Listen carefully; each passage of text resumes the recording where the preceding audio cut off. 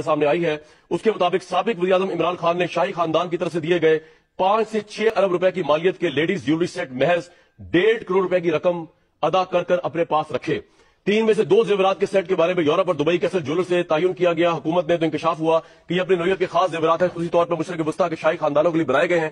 ان زیورات کے سیٹوں کی قیمت لگ بھگ 20 سے 25 ملین یورو یعنی 4 سے 5 ارب روپے بنتی ہے، اور اگین یہ بقول حکومت کی رپورٹ کے صرف 1.5 کروڑ میں لیے گئے ہیں۔ انکوائری میں 2 خواتین کے اسپیشل قسم کے جیولری سیٹ کی نشاندہی کی گئی۔ دنیا کے ٹاپ جیولرز گراف اور بلغاری نے بنائے ہیں۔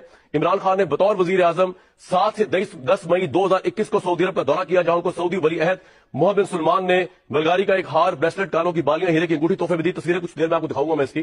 اس قسم کے زیورات میں ایک سرپنٹی ہیرے جڑا ہوا بریسلٹ اور ہار جس کا وزن 130 کیرٹ ہے وہ بھی شامل تھا۔